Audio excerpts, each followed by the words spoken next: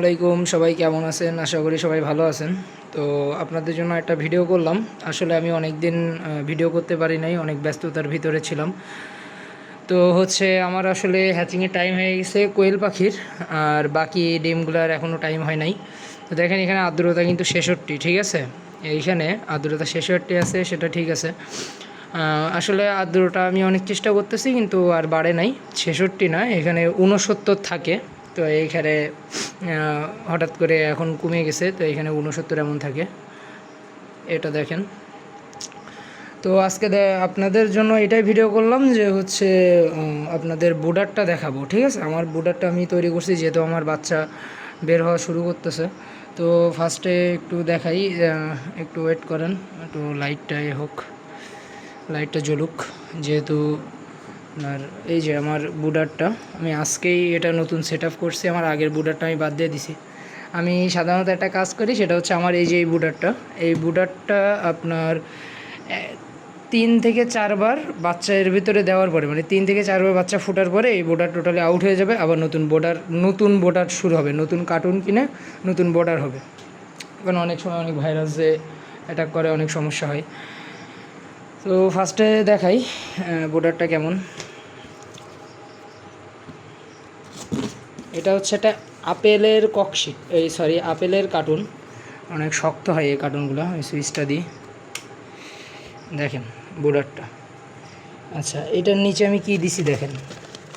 এটার নিচে দেখেন তুষ, কাঠের গুঁড়া যেটা, তার নিচে আবার পেপারের উপরে আমি কাঠের গুঁড়া দিছি, কাঠের তুষ যেটারে বলে, কাঠের তুষ দিছি। দেওয়ার পরে আমি তারপরে আবার পেপার দিছি। এই পাশটাকে দেখাই, এই যে দেখেন, দেখছেন? তো এইভাবে আমি সেট আপ করছি। ভিতরে কিন্তু ভালোই হিট হচ্ছে, হ্যাঁ, ভিতরে ভালোই হিট হচ্ছে। তো এইখানেই দিব। আর একটা জিনিস দেখাই, এটা বুডারটা এখানে থাক। এই যে দেখেন, আমার এইখানে অনেক কিছু কিনে নিয়ে আসছি আমি।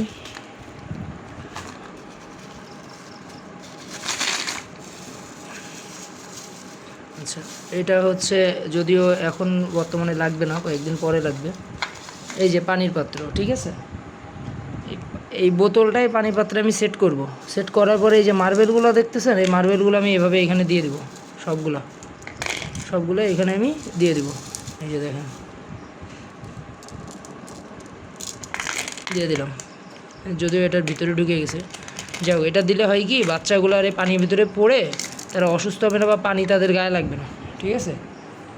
তো দিব, এই যে এখানে দিব। আর ওষুধটা আমি দেখাই, এই যে লাইসোবিট নতুন কিনে নিয়ে আসছি, ঠিক আছে? এখানে আমার আরও ওষুধ আছে, ইএসবি, তারপরে আপনার এখানে আছে PB71, এখানে আছে প্যারাবেট। এটা আপনার কৃমির ওষুধ, এটা ঠান্ডা প্রতিরোধ করার ওষুধ। এটা আমাশা বা পায়খানা অতিরিক্ত যখন হয় তখনের ওষুধ। এগুলো আমার কবুতরের ওষুধ, ঠিক আছে? এগুলো আপনাদের দেখে লাভ নাই, ঠিক আছে?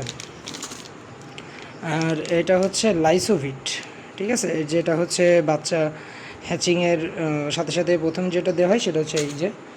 আচ্ছা, তো এই বুডার। আর এইটা আমি দেখাই,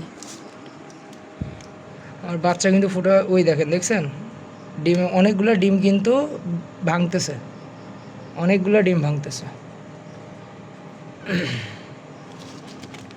আচ্ছা, এইখানে আমার আর্দ্রতা আমি টোটালি বাড়াইতে পারতেছিলাম না। এইখানে আমি ভিতরে পানি দিছি এবং কাপড় দিছি, সুতির কাপড়, তারপরেও বাড়তেছিল না। পরে আমি যখন আবার আরেকটা পাত্র দিছি, প্লাস্টিকের পাত্রে আবার ফুল পানি দিছি, এটাও ফুল পানি দিছি, আমার আর্দ্রতা এখানে 69 হয়ে গেছিলো, ঠিক আছে?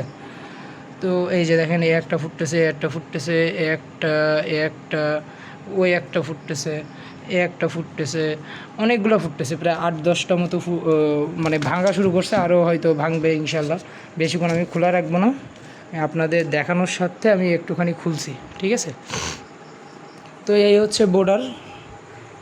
এবং এই বোর্ডারটা দিলে হয় কি, এই যে মনে করেন আপনার এর উপরে যখন তারা পটি করবে, পায়খানা করবে, আমি একদিন পর পর আমি এই পেপারটা চেঞ্জ করে দেব। একদিন পর মানে ধরেন আজকে সকালে, কালকে আমি দুপুরের দিকে আমি এই পেপারটা তুলে ফেলে তুষটা একটু নাড়ানাড়ি করে দেবো, যে হালকা হালকা যে পানি ভাবটা, হালকা একটু নাড়ানাড়ি করে দিব। আর যদি মনে হয় যে একটু বেশি ভিজা আছে, আমি তুষ এটা ফেলাই দিয়ে আমি নতুন আবার তুষ দিয়ে দেবো, যাতে কোনো অবস্থায় বাচ্চাদের ঠান্ডা না লাগে। তো এইটুকু বিষয় বোর্ডারের। তো এইভাবেই থাকবে এখানে। আর আমার যে সিল্কি মুরগি আপনাদের দেখাইছিলাম, সেই সিল্কি মুরগি এই প্রথম 2টা ডিম পারছে। এই যে সিল্কি মুরগির ডিম প্রথম আজকে একটা পারছে, আর একদিন আগে একটা পারছিল সিল্কি মুরগির ডিম। দেখি ইনশাল্লাহ আমি এগুলো বসানোর চেষ্টা করব। ফ্রিজে রাখতে চাইছিলাম, কিন্তু আমি এখনও রাখি নাই, দেখি 1-2 দিন পরে রাখবো।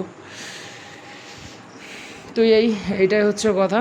তো সবাই ভালো থাকবেন, সুস্থ থাকবেন। আসসালামু আলাইকুম।